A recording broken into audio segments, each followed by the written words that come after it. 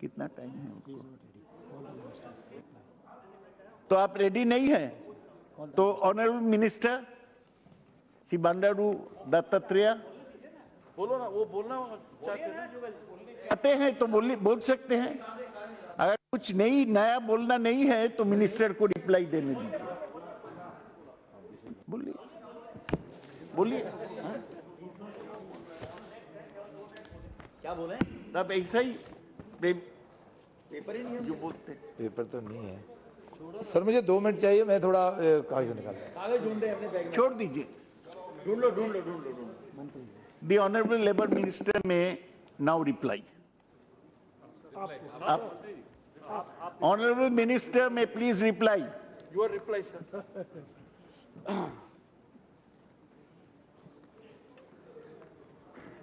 Sir, Honorable Chairperson, sir, see, at the outset, I would like to commend Honorable Senior Member Sri K. Premachandran ji for raising a very set of valid concerns about with this private member resolution. Particularly, a large number of employees, provident fund pensioners are there, and subscribers are there, and the issue raised by Premachandran ji about this pension scheme. This is 1995, which is framed under the Employees Provident Fund Miscellaneous Provision Act of 1952. And now this is totally administered by our EPFO and our ministry. First of all, I wish to assure this August House that concerns raised in the private member resolution have been receiving sympathetic consideration in the government. I would like to inform this House that the EPFO and Ministry of Labour and Employment has been receiving a large number of representations from individual pensioners of EPS 1995, and as well as many associations. They introduce the benefits of commutation and return of capital which are previously available under the scheme. And regarding the important points which raised by Premachandran ji is, one is restore the benefit of commutation and return of capital to the Employees Provident Fund pensioners. Second one is provide pension to the beneficiaries of Employees Provident Fund pension on the basis of average salary of 12 months immediately preceding retirement. Third one is ensure the payment of full pension to pensioners as per the Employees Pension Scheme of 1995 after realization of full amount of commuted pension from pensioners, and increase minimum pension to rupees 3,000 per month under the EPS scheme of 1995, and also implement the welfare schemes of pensioners, including housing, utilizing the unclaimed provident fund amount to about the rupees 27,000 crores. These are the major concerns about the honourable member. But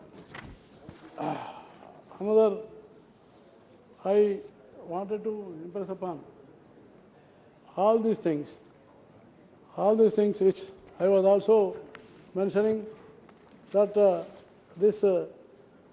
I wanted to put the matter in a perspective way. That's why the things are,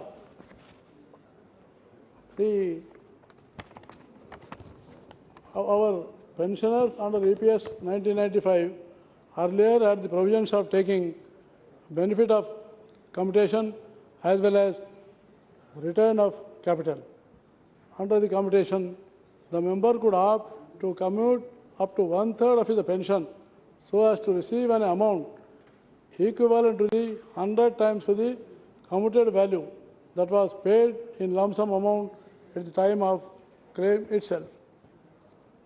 Under the benefit of return capital, the member had three options: to receive certain sums of money in lump sum in the event of certain eventualities by preferring to receive reduced pension to avail these benefits. And this EPS 1995 did not have any provision of restoration of commuted value of the pension, because these provisions were withdrawn in 2009 at a time when the fund valuation over several years they had shown the large deficit of the amounts.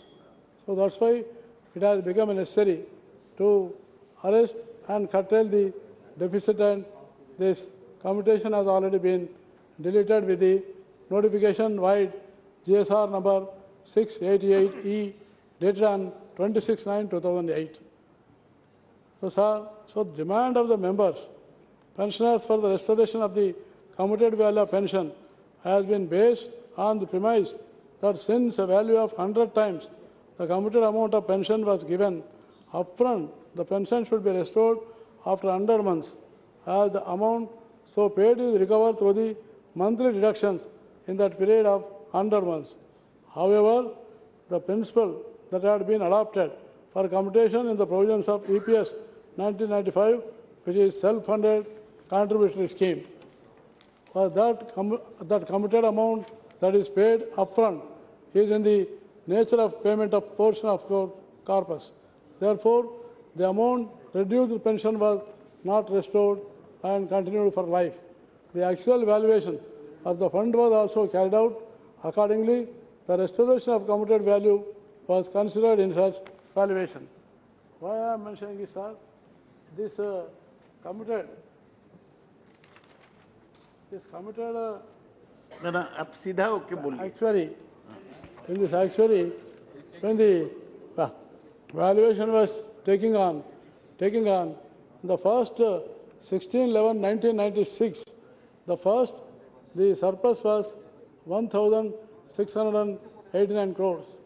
And when it comes to the second year, third year, when it has come down from plus to minus, that is, when it has come to 2008, it has gone to 54,203 crores minus.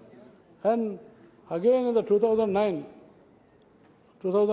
it is increased to 61,608.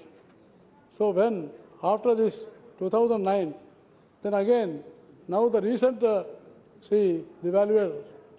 recent actual surplus, now it has come to on 31st March 2015, that is 5,026 crores 87 lakhs surplus. So that's why now it is in the surplus conditions. So through this, when our Central Board of Trustees meeting, we reconsidered the matter after consultation with the actuary, who has worked out a cost-neutral computation factor for future cases, which involves restoration of commuted value of pension after 15 years.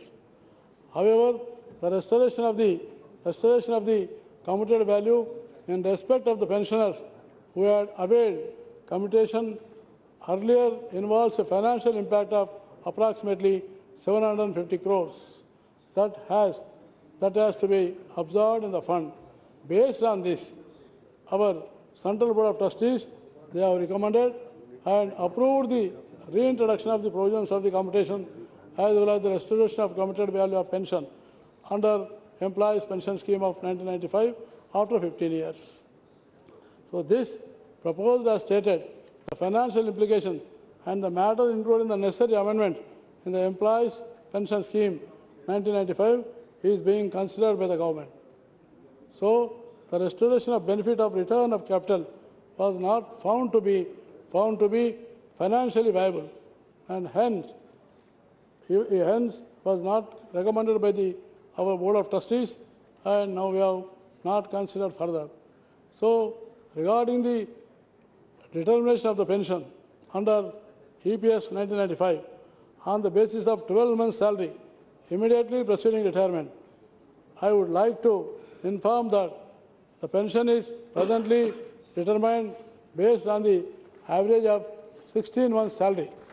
16 months' salary prior to the exit, with a view to rationalize it as advised by the Ministry of Finance. So, the government has recently made the amendments to the Employees Pension Scheme 1995 and introduced provisions of minimum pension that is 1,000 per month. For that, now even for that also we are taking, because earlier the pension was 30 rupees, 80 rupees, 200 rupees, 250 rupees. But we have taken a decision, minimum pension should be 1,000 rupees. Even then, to give the benefit of that 1,000 rupees, the Government of India now providing 825 crores annually, and this also in perpetuity. So that's why the minimum pension we have increased to 1,000 rupees only. And in the EPS 1995, this is a contributory scheme, sir, where the obligations of all payments are met from the assets of the fund only. And the government is not required to finance any payment obligation. That's why whatever is request about 3,000 rupees per month, it is not possible without the compromising the financial viability of the scheme. So that's why these two things. And as regards, however, I have, as a minister, I have directed that a complete valuation of EPS 95 be done by the actuary, and then I will review and I will see that a high power monitoring committee will be formed, and I will take the cooperation of our Pramachandra member also in it, and then I will totally review the scheme as far as EPS is concerned. As regards the implementation of welfare of schemes, this government, we are very proactive government for workers. These things, he was asking about the health, housing, other benefits he was asking. As far as our PF subscribers are concerned, the Honorable Prime Minister, Housing for All, he has appealed, he has said that by 2022, Housing for All. In that perspective, our EPFO, we have also formulating a new credit-linked subsidy scheme for housing for the EPF subscribers in 2017. This scheme has been notified in 2017. Under the scheme, the minimum members, there will be 10 members. They can form into a cooperative society, and now the members will be eligible for availing the scheme under the Pradhan Mantri Awas Yojana scheme, in which they will get the subsidy of 2.2 lakh subsidy on the interest, and the beneficiaries of economically weaker sections are the low income group people also. They also would be eligible on an interest subsidy at the rate of 6.5% for a tenure of 20 years. So this is the credit-linked subsidy scheme, sir, will cover two segments. And this is a middle income group which provide 6 lakhs to 12 lakhs. And middle income group, other that is they get 12 lakhs to 18 lakhs, that they will get the 4% subsidy, and the second they will get 3% subsidy. And regarding the interest subsidy, EPFO, we withdraw up to 90% of then the balance of EPFO. And we are going to have a scheme, housing scheme, within the 2 years. We wanted to go with 10 lakh workers for the housing. For the EDLI, for the Employees Deposit Linked Insurance Scheme, this benefit, it has been, we have increased from 3.5 lakhs to 6 lakhs maximum, and from 0 to 2.5 lakhs minimum. So this is also the new initiative which our ministry and EPFO has taken. Another important thing which our Ramachandranji was also asking about the health of the workers. It is a very priority for us. We are going to consider and cover about the retired pensioners also, those who are EPF members. We are going to form with a medical benefit scheme for all pensioners in association with the ESIC, and this will be a contributory medical benefit scheme with a subsidy, and now details are working out. You're happy with this, Mr. Premchand? You're happy with this? It's a very good announcement. Not only that, sir. Other important aspect is regarding the pensioners. Regarding the pensioners, we are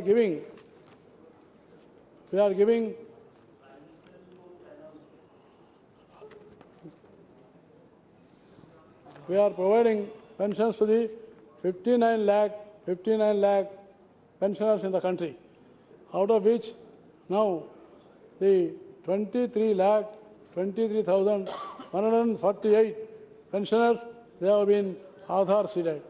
And now all the pension disbursement, all the disbursement of pension, they will done by core banking system. And number two, we were issued all the instructions to all field officers to ensure that pension in pension accounts only on first working day, of the month. And other important is nationalized commercial banks, HDFC and ICICI and Axis Bank, and our other banks also we have instructed all over India, all the post offices, all the post offices, they can avail their pensions. So other important aspects also there, but many things which I have mentioned. Other e-governance initiatives which we have taken, and Honorable Prime Minister is very serious about the employment generation. For the employment generation also, because it is social security. The EPFO is one of the world's biggest social security organization. So the Prime Minister, he has announced Pradhan Mantri Rozgar Protsahan Yojana, for which 8.33% of PF contribution for a new employee to incentive for an employer for creating a new jobs. So for that, 1,000 crore rupees in this budget, they have been provided. With this, employment generation also can take place, sir. The other two are important things which I wanted to mention. We have started the portability to the workers, that is UAN, Universal Account Number.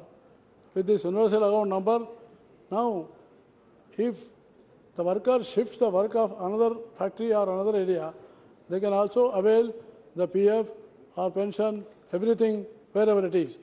And now the total UN numbers, now we have issued 11 crores. These are the many initiatives, sir, which I wanted to mention. By requesting, my only request with the honourable member, that I would request, because when I am taking up many new initiatives and also raising the very valuable concerns, I have taken note of it. I have positively I have garnered, and other things, whichever he was mentioning, all the things,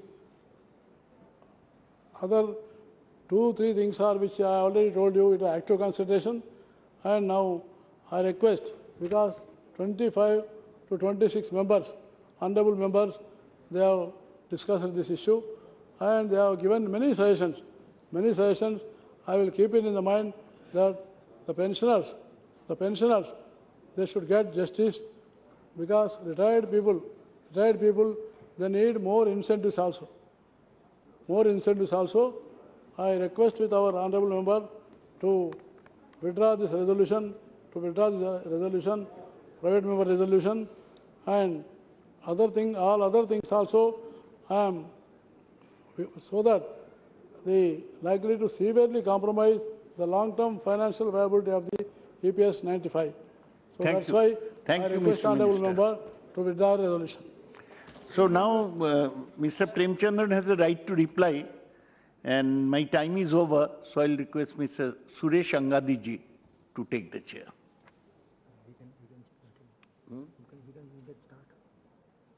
Mr. Premchandran, you start. Mr. Angadi ji is coming. Thank you very much, Mr. Chairman, sir, for getting this opportunity to present or to reply to the debate in your august presence as the chairman of this August House. Sir, this private member resolution, as rightly the Honorable Minister has stated, 26 honorable members have participated in the discussion, and this private member resolution took 6 days in having detailed debate about the Employees Pension Scheme 95. And sir, you may kindly note, more than 9 hours have taken for having a detailed discussion of the Employees Pension Scheme of 95. I am thankful to the Honorable Minister for having the reply. Though all the matters are not being addressed, he has agreed and assured the House that a high-level committee will be constituted so as to review and revamp the entire Employees Pension Scheme of 95.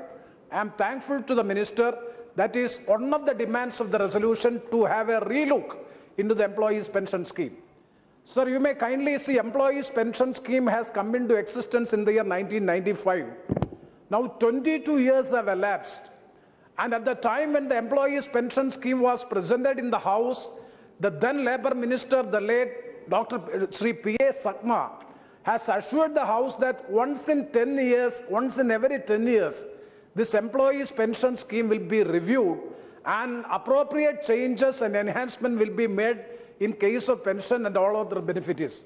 But it is quite unfortunate to note that so far, even after 22 years, this Employees Pension Scheme is not being reviewed and not being revamped. So the suggestion of the Minister, or the assurance of the Honourable Minister, to have a revamping of the entire Employees Pension Scheme by constituting a high-level monitoring committee or a supervisory committee to look into all the aspects of the Employees Pension Scheme is a welcome suggestion, and I am thankful to the Honourable Minister for constituting such a committee to have a detailed look and revamping of the entire Employees Pension Scheme. That is the first point which I would like to make. Sir, I express my sincere thanks to all the honourable members who have participated in the discussion.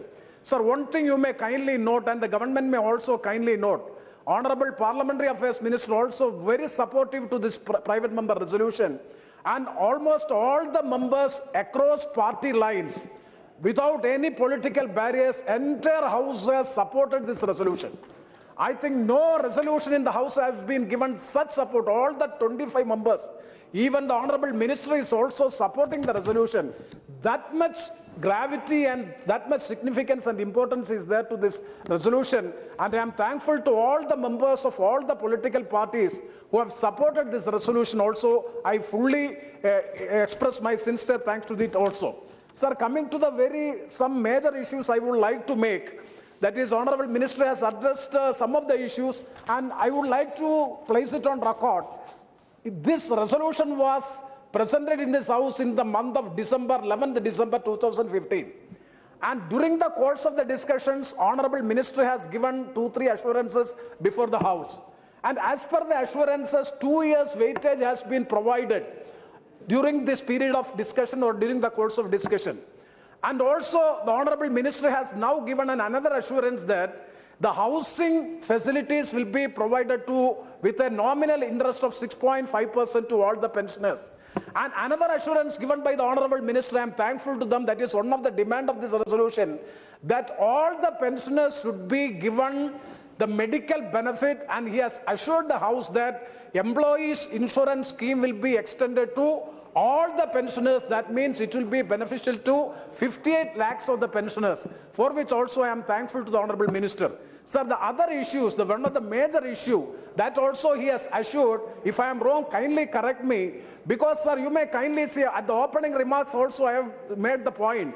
Suppose I have commuted an amount from the pension amount, and even after payment of the full amount which I have commuted, till the lifetime deduction is there from the pension.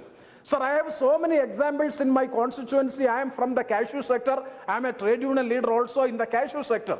Poor cashew workers.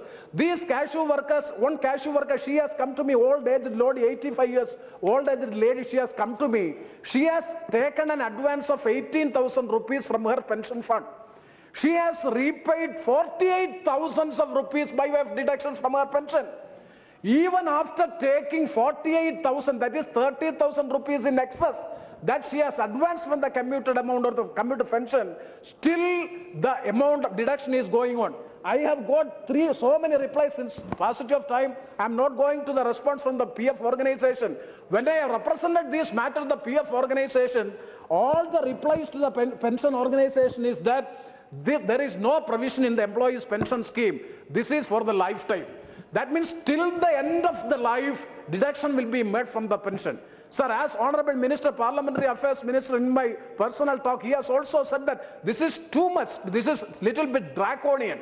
So, Honorable Minister has assured that that will be looked into, and immediately after the realization, within the 15 years, that should be, the pension should be restored. That is a good announcement made by the Honorable Minister, for which also I express my sincere thanks to the Honorable Minister and to the government. Sir, coming to the another points, I am not going in detail because of the paucity of the time. The commutation benefit has to be restored. That is one of the demand. Kindly look into it. Commutation benefit is taken away not by this government, but by the then UPA government in the year 2018. They have taken away the commutation benefit and also the return of capital, in which we will say in our constituency, in our state, we will say that it is a debt fund that was available to the poor workers. These two benefits have to be restored. That is the demand in the resolution. That may also be taken into consideration. And another very contentious issue which I would like to express before the Honorable Minister and Government is, on 23/3/2017, during the course of discussion of this private member's resolution in the House, I have made a suggestion and submission to the Honorable Minister, because there is a Supreme Court verdict is there. What is the Supreme Court verdict? Those who have opted for higher pension on the basis of the actual salary, they are entitled to get the higher pension. But unfortunately, those workers who were not able to opt, on the basis of the actual salary, they are not entitled to higher pension. This was the position.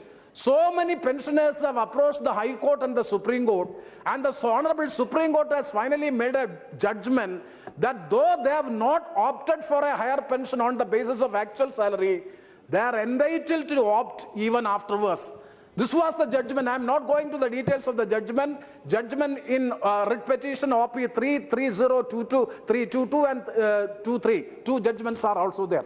On the basis of the Supreme Court judgment of these two cases, kindly see that the government has issued an order on 23/3/2017 that even though those do not have any judgment in their favor, all pensioners are entitled if they are come within the criteria, even though they are not having any judgments. The Employees Provident Fund Organization was providing higher pension only those who have obtained the judgment from the Supreme Court or the High Court. Those who are not gone to the court, they are not entitled for the higher pension. So 23/3/2017 order is there.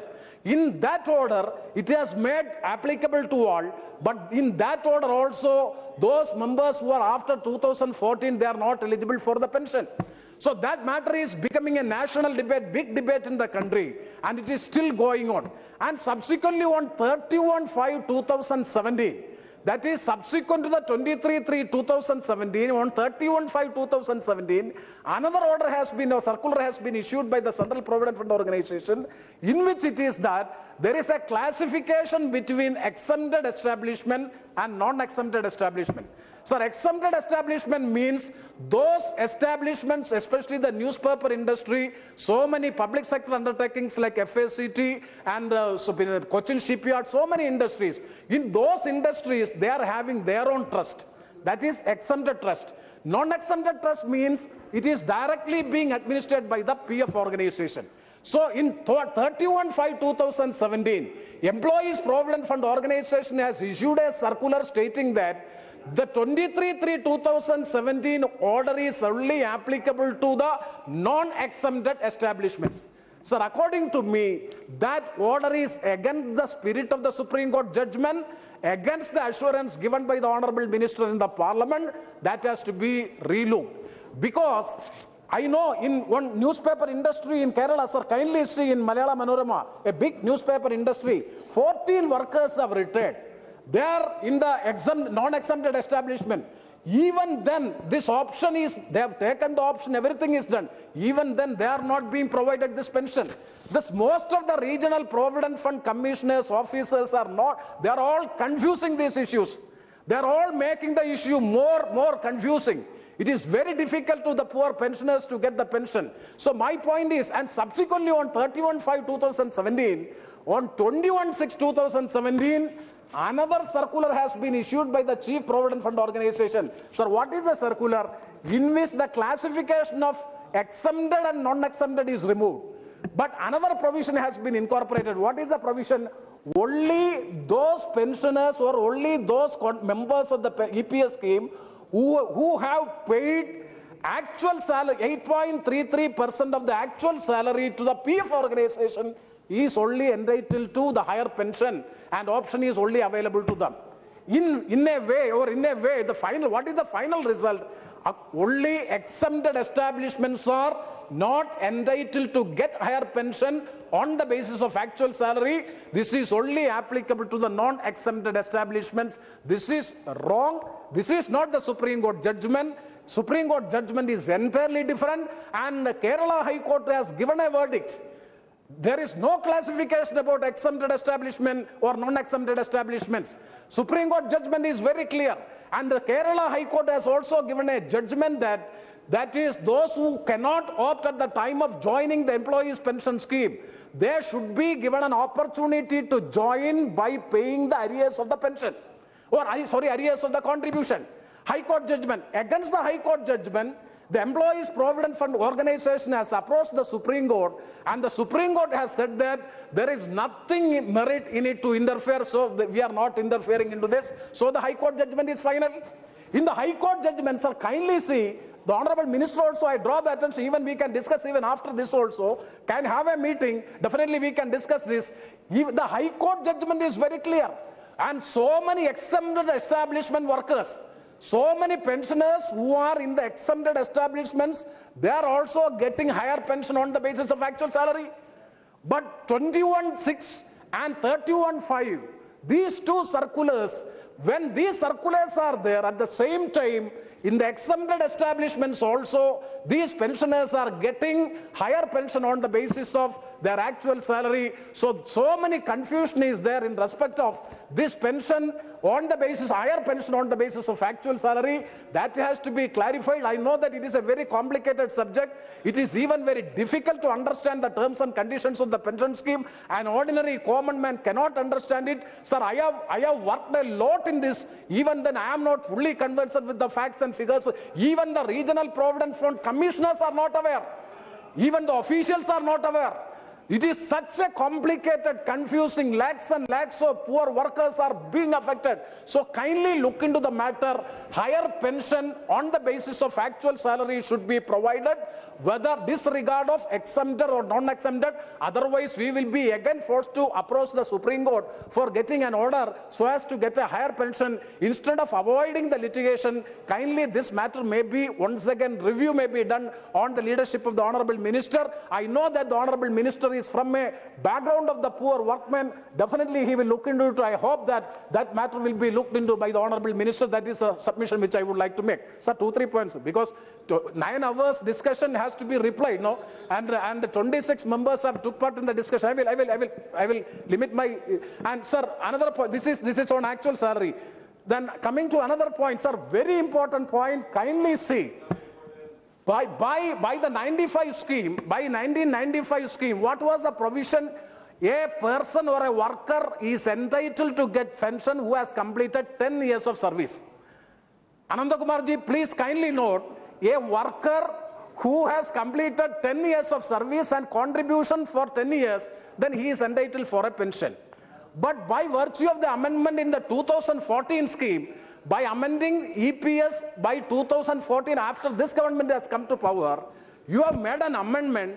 10 years of continuous service has been amended as 10 years of continuous contributory service. 10 years of continuous contributory service means a worker is entitled to pension only if he has attained the attendance of 3,650 days. That means, sir, Honorable Labour Minister, you kindly examine it. That means a worker has to work for 365 days in a year. Sir, is it fair? Is it proper? A worker has to work for 365 days. Then only he will be entitled to pension after the 10 years of service. Suppose if 3,650 days is there, what will be the fate of the cashew, kaya, traditional workers, sir? I will tell. In cashew industry, maximum work will be 100 to 120 days. Kaya sector, it will be there. In the poor downtrodden people who are working in the traditional industry, maximum working days will be 100 to 120 days.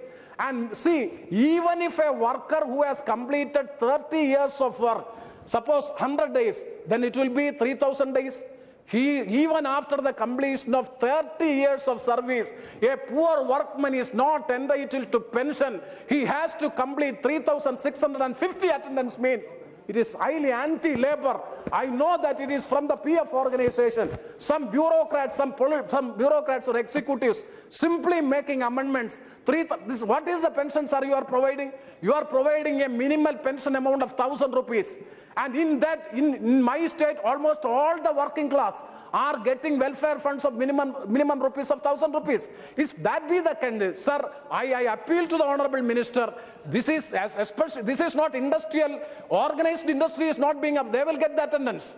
They will get 3,650 attendance by virtue of 10 years or 15 years. But as far as the poor seasonal industry is concerned, they are not.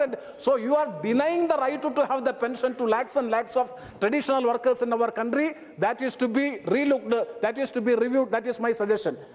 And then, yes. Premchandran. Yes.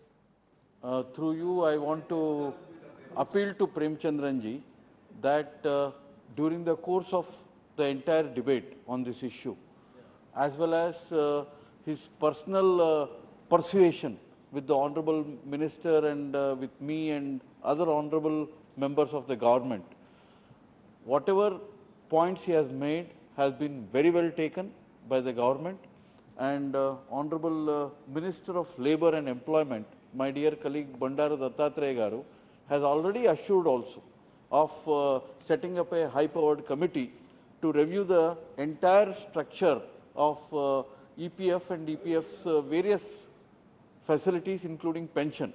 Therefore, I request him to conclude his speech so that the next resolution can be taken. And I also request him to withdraw the resolution. Please conclude. Even with the Honorable Parliamentary Affairs Minister, I will conclude within 5 minutes. Within 5 minutes. There are a lot of points to be discussed, but already 3 minutes. 3 minutes. Sir, 3 minutes. Yeah, I do appreciate, but the points, See, the entire, sir, I will suggest. Please finish it within 2 minutes, please. Yes, sir, the next resolution, and after the next resolution, my resolution, I am also very much interested. That is NRIs, the issues of NRIs, that private member resolution is also my resolution. Please, Sir, please, time is... yes, I will conclude within 2-3 minutes. I will conclude within 2-3 minutes. Please. So, sir, one more point, very important point. Suppose, sir, the entire industrial workers in the country is watching live television now. I know it very well. Because they are all totally agitated by these so many amendments to this employees pension scheme. Sir, regarding you have stated about the 12 months. Sir, you may kindly see, prior to 2014, pension is calculated on the average of the 12 months. Now it has been changed to 60 months. That is to be relooked, that is to be reviewed, because pension amount will be, nowhere in the world the existing benefits cannot be curtailed. That is my point. And also, pension is being calculated on the formula pensionable service into pensionable monthly amount divided by 70. That is, I will conclude. That is the formula. So my suggestion is, all these matters, so many other issues are also there. I have said all these issues in the opening, as rightly Honorable Parliamentary Affairs Minister has suggested. And one more point, 1.16% is the contribution of Government of India, which has come in the year 1971. 45 years have elapsed. So far it has not been increased. So the contribution on the part of the Government of India to the employees pension scheme should be, BMS suggestion is, kindly say, BMS suggestion is, Government of India's contribution to the employees pension scheme should be not less than 6%. That is a suggestion made by the BMS. That may also be looked into. And all other issues, definitely, if the Honorable Minister and the government is constituting a high-level committee, during the course of the discussion, very well, as rightly Honorable Minister has said, definitely it will be taken. The assurance, sir, the assurance... Please conclude already. Yes, the assurance... The assurance... The Minister has told you. Yeah. Please conclude it now. Yes, I'm concluding, sir. When I'm concluding, the Honorable Parliamentary Affairs Minister as well as Honorable Labour Minister has assured the House that such a committee will be constituted and the revamping of the entire employees pension scheme will be reviewed, or revamping will be done. And on the basis of that assurance, and I think that the Honorable Labour Minister could comment on any of the issues which I would like to, then I will withdraw the resolution for a while. Okay. Sir. Sir, already I have replied many of his answers, number one. Number two is, regarding the restoration of pension commutation, I already positively come into the answer. And other important aspect which he has mentioned, all the scheme of pension scheme of 1985, by seeing all these things, that's why I have told him, we will revamp the scheme, number one. Number two, whatever the gaps are filled with that. And other important aspect also, that after revamping the scheme, because by this high-level committee, taking your help also, I told you, that definitely will restore the scheme. And number one. Number two is Supreme Court judgment is concerned, we are implementing.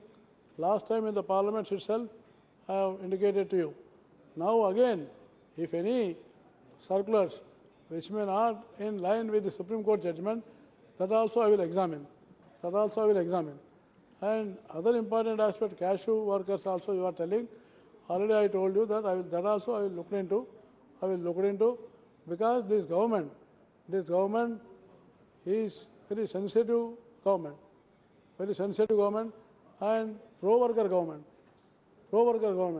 That's why many new initiatives we have taken. And lastly, I thank Sri N.K. Premachandranji and all our honorable members, those who have participated in this discussion, 25 members. I thanks all of them, and definitely see that all pensioners regularly now they are getting the pension. I already requested him 2-3 issues which you are telling. I also understood about the pensioners, their issues. And government is, that's why we have come to minimum pension 1,000. But even then, your demand at 3,000 otherwise is there. I told you that actual valuation comes, then I can go ahead for the what is to be done. So that's why I once again request you, Premachandranji, to withdraw this resolution and go further. Sir, on the basis of the assurances given by the Honorable Minister that a high-level supervisory committee to review and revamp the employees' pension scheme of 95 and all other issues which we have discussed will be positively considered by the government. Enhancement of pension will be after the actuarial valuation of the employees' pension. That will also be considered, as you have rightly told. And on the basis of all these assurances, I am very happy to withdraw the resolution which I have moved before this August House. Very good. The question is that leave be granted to withdraw the resolution.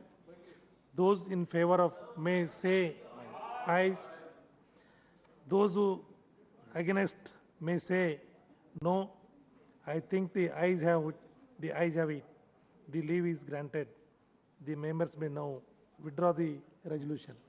Sir, I move that the resolution be withdrawn. Item number 19, Sri Gopal Shetty ji. अध्यक्ष जी बहुत बहुत धन्यवाद।